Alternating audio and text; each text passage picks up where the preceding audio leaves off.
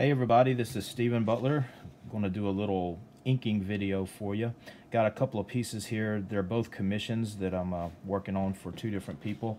I got a Doc Savage here that I've done a little bit more on than the other one, but I think I'm going to put him to the side right now, and I might finish him on a video a little bit later on. But I'm going to set him over to the side right now and focus on this one. This is, of course, the Scarlet Spider, which is still the number one character I get asked to do commissions of. And you can see I've already done some of the detail work, and I use this pen here. And I wish I knew what kind of a pen it was. I got it from jetpens.com, but I have no clue. It's got a lot of Lily, do you know? This is my daughter Lily, by the way. She's holding the iPad and filming me. So do you remember what this is? No, sir. I have no idea. No, but anyway, I got it from jetpens.com. It's a brush pen, but it's got like kind of a felt tip type thing. And so you know, I do a lot of the more intricate, I guess, work with that, but that's not really what I was planning on doing with this video. I was going to show a little bit more of the brush inking, which I will do so now. This, I do know what this is because this is my number one inking tool. It's a Pentel pocket brush pen.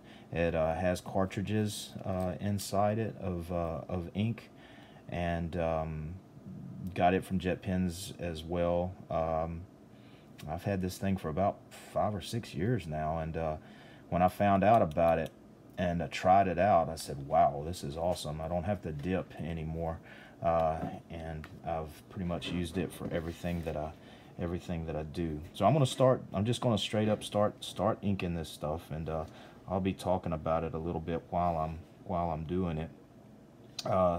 Like I said, this is a commission for somebody, and this is how I usually go about inking all of the commissions that I do. I try to make these broad strokes. I'm kind of I guess you would call me like an old school inking type guy.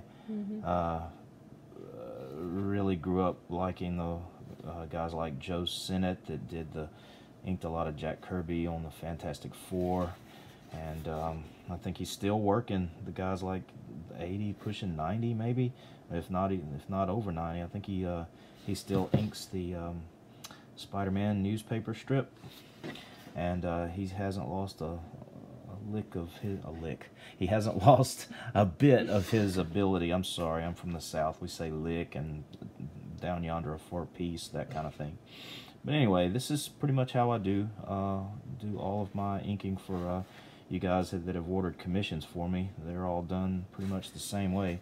And I've done, if I had a nickel for every Scarlet Spider commission that I've done that's hanging in somebody's house somewhere in the continental unit. Actually, this one I think is for a guy in France that I'm doing this for. But anyway, if I had a nickel for everyone, I'd be well richer than I am right now. So anyway, but I love it. I love doing this stuff. It's and the Scarlet Spider is the number one requested character that I get asked to even to this day to do. Followed closely by Spider-Man, Silver Sable, but I like doing a little bit of everything. If all I did was Scarlet Spider, I'd still like it, but I like to change it up every so often because I'm a fan of all different kinds of comics and characters and stuff. You see, I'm flipping my paper as I go along. That's another thing. Different people have different ways of inking, the way they hold their brush. I've seen some people and their grip is more, I guess they're inking the same way that they're holding their pencil whenever they draw. I tend to hold my pencil whenever I'm even writing. I tend to hold my pencil. I'm right-handed, but I hold my pencil like a left-handed person, and it rests here. My daughter there, she has some.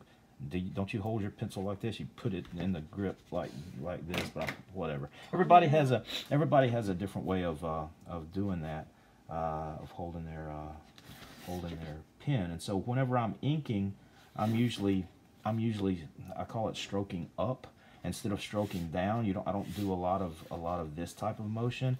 I usually start down and I go away from me, and it seems like I can keep a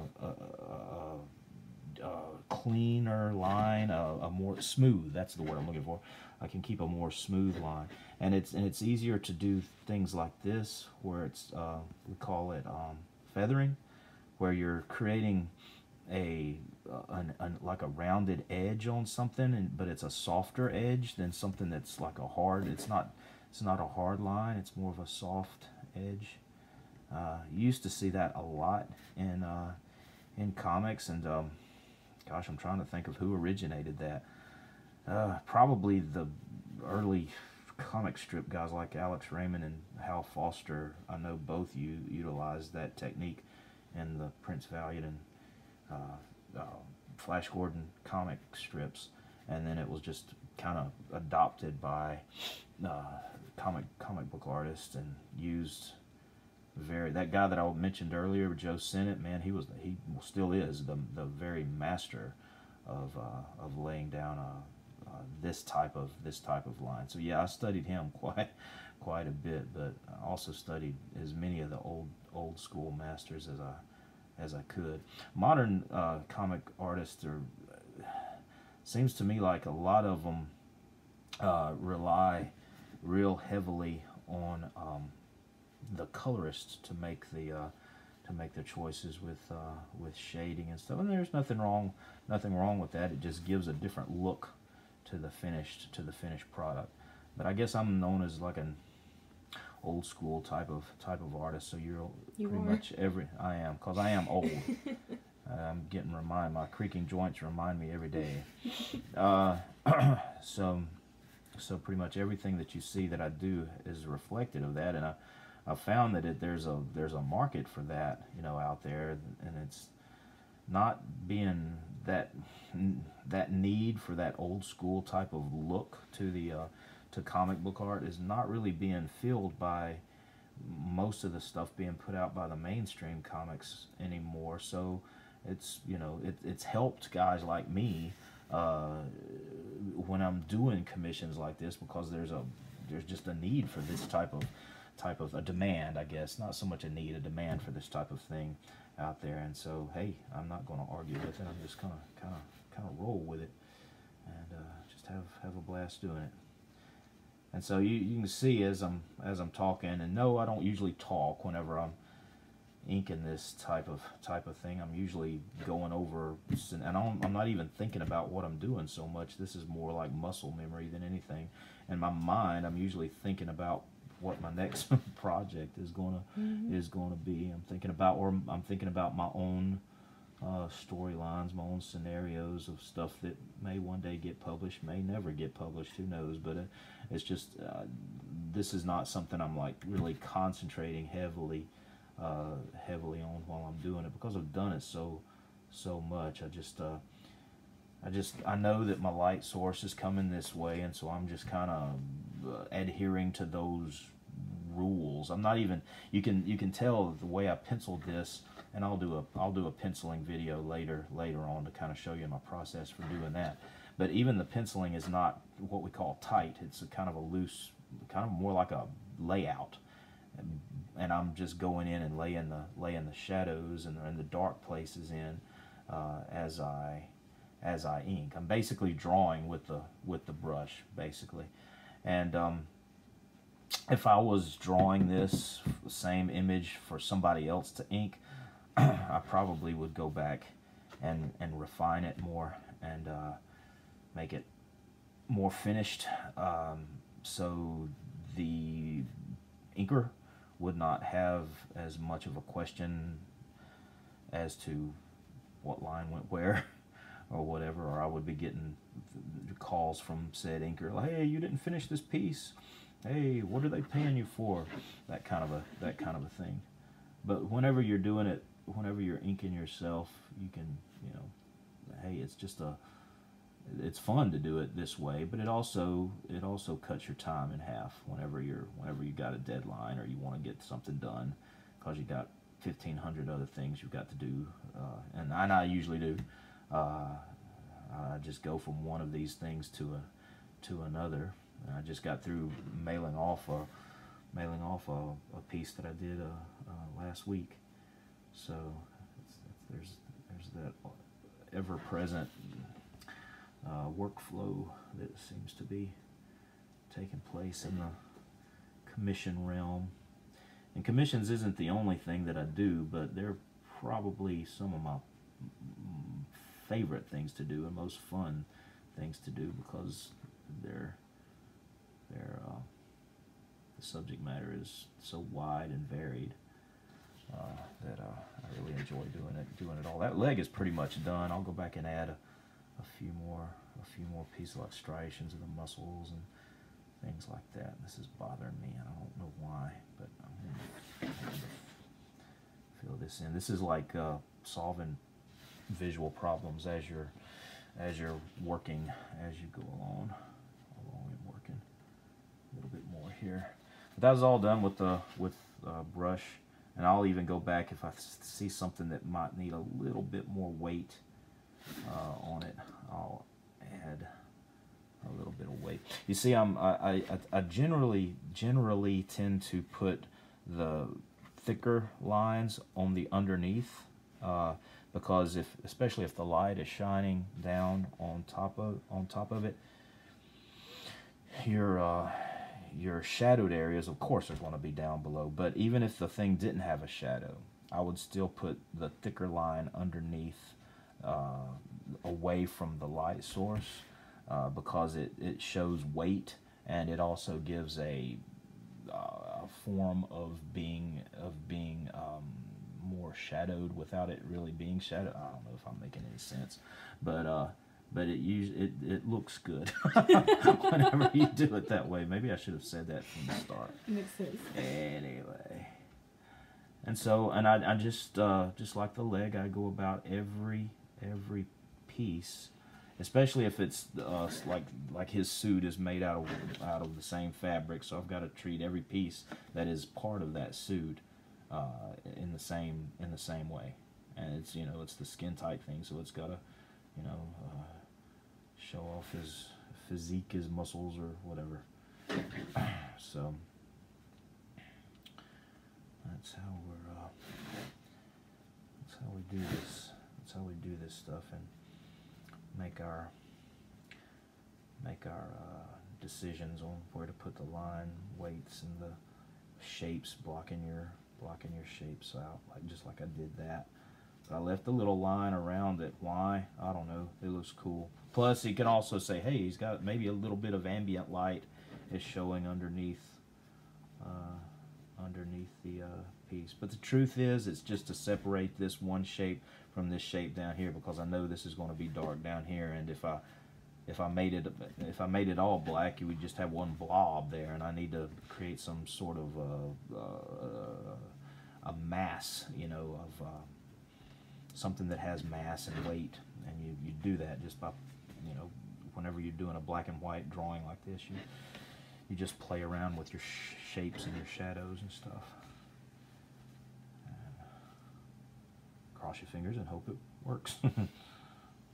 Yes, I've been in the business for 30 years, and I still cross my fingers and hope things work out. You learn a few things over that time, but a lot of it is still playing around and finding out what works best for you and what doesn't work best, knowing that if something doesn't work, not to repeat that mistake again. And if you find something that does work, that you can continue on with it. But I never want to get stale. I never want to do the same pose. Like I've done, golly, I don't know how many, 300-400 of these Scarlet Spider pieces, but I don't think you could look at any of them and say they're the same. One reason why is because that would drive me nuts if I had to draw the same thing over and over and over. Plus, I would like to, give my clients the ability to say, hey, I've got an original piece of art from this guy, and it is definitely original. It's not copied from anybody else, or even of himself. I don't even want to copy my own work.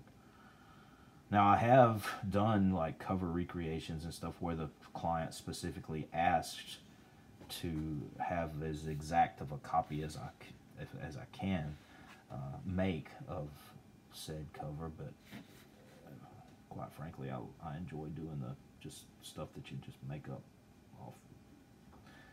off the top of your head. And those are the things I find the most enjoyable. So I'm just continuing on, and pretty much the bulk of this commission here is going to be done with this pen right here. And yes, I do go through the cartridges pretty quick. The pen is only, oh, it was like $13 or $14, I think. So it's made its money back many times over. But the cartridges, I can go through one of those cartridges that I showed earlier in this clip, about one a week, I guess. So I have to order those pretty regularly, and so I usually order 3 or 4 packs at a time. That way I won't be running out anytime soon, and I'll be okay. So I'm gonna get this foot here. How are we doing on time? We are at 16:30. 16 minutes? Yep. I've been doing this 16 minutes. Yeah. I blinked my eyes, and okay, guys. Because you were talking. We're probably going to have to cut this off soon. I've never done a video that's been this long. And hopefully we'll be able to upload this thing, and so you guys can check it out. But I'll have more. I want to start doing a lot more of these, because it's the number one thing that I get asked about. How did you do that? Or what's your techniques, or what's your methods of creating your work, and what are the tools that you use? Well, here it is. You're seeing it. Better for me to show it than to talk about it. So I'll be continuing to do stuff like this, but I do want to do a penciling one where I do the layout of whatever drawing that I'm working on at the time. Most all of the pieces that I'll be doing will be pieces that actual people are waiting on, that have commissioned them, because I think it's well, 2 birds with 1 stone kind of a thing. So, all right, that's pretty much it for this one. For now, I will post the finished version of this whenever I am done. But that pretty much takes care of this video. Thank you so much for watching, and we'll see you next time. Bye.